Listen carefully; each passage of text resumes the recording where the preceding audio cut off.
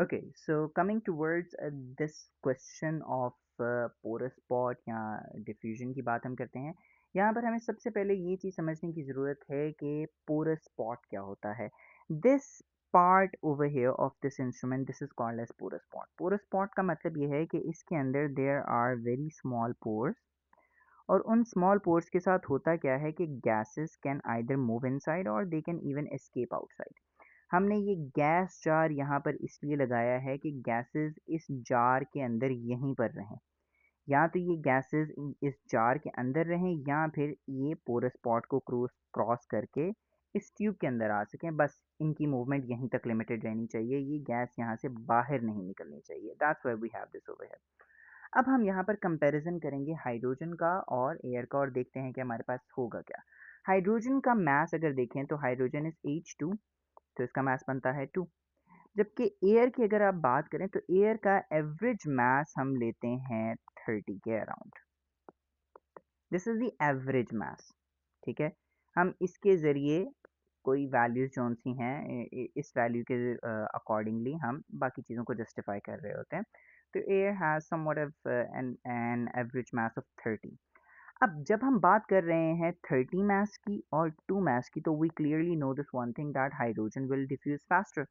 तो सबसे पहले क्या होगा, हाइड्रोजन इनसाइड मूव करेगी।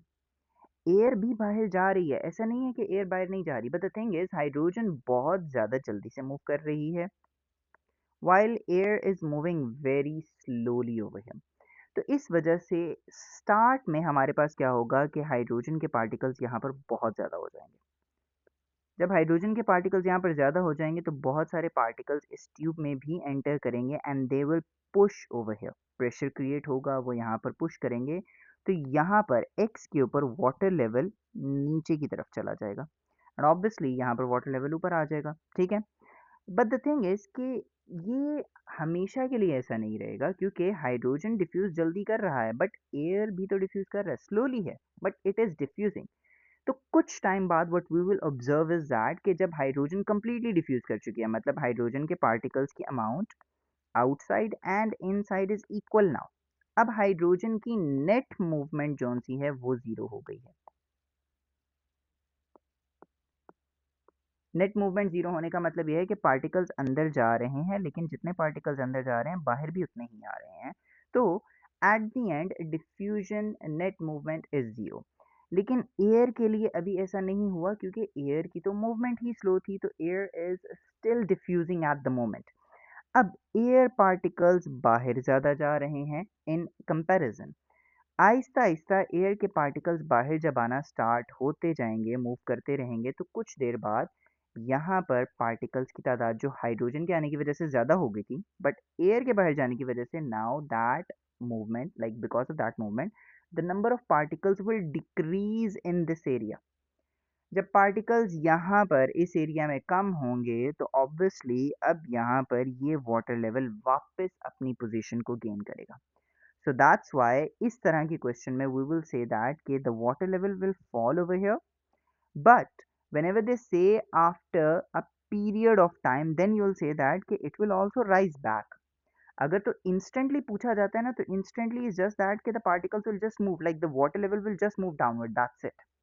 लेकिन over a period of time की जब बात करें तो it means that कि we have a high amount of time जिसमें water नीचे मूव करेगा, लेकिन कुछ देर बाद वाटर ऊपर वापस आ जाएगा।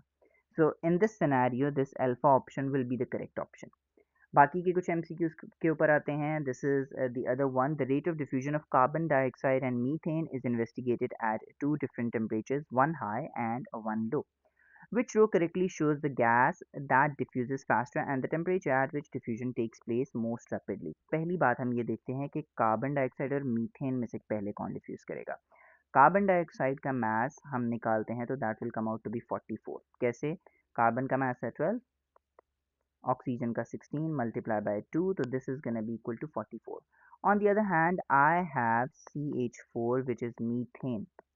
अब मीथेन का मास कौन सा है, that is gonna be 12 plus 1 multiply by 4, तो it's gonna be equal to 16।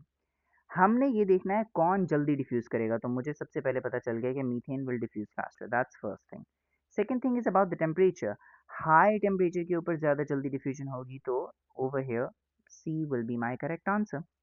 Moving to the next part, over here, two gases, ammonia and hydrogen chloride. Now even looking at over here you can see that कि hydrogen chloride is a gas, जो मैंने last video के अंदर बात की थी कि hydrogen chloride is not a liquid, it is a gas. Okay, acha, both of them at an equal pressure are allowed to enter the apparatus.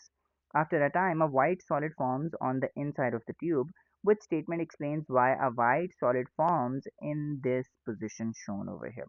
जरा discuss कर लेते हैं.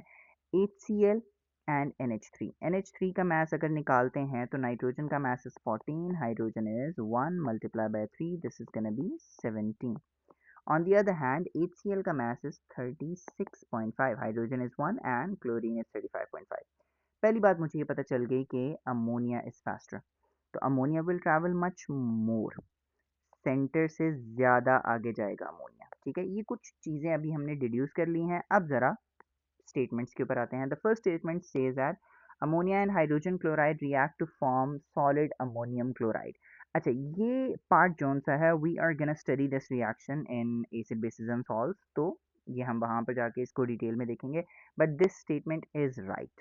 ये एक हमारे पास बेस है और ये एक एसिड है and they react together to make a salt, तो ये स्टेटमेंट करेक्ट है. आगे आते हैं. Ammonia diffuses faster than hydrogen chloride. बिल्कुल ठीक बात है, हमने भी यहाँ पर यही चीज़ डिस्कस की कि ammonia will diffuse faster and it will move much more. On the other hand, ammonia has a lower relative molecular mass than hydrogen chloride. ये बात भी ठीक है, हमने अभी देखा कि अमोनिया का मास है 17 जबकि HCl का मास है 36.5.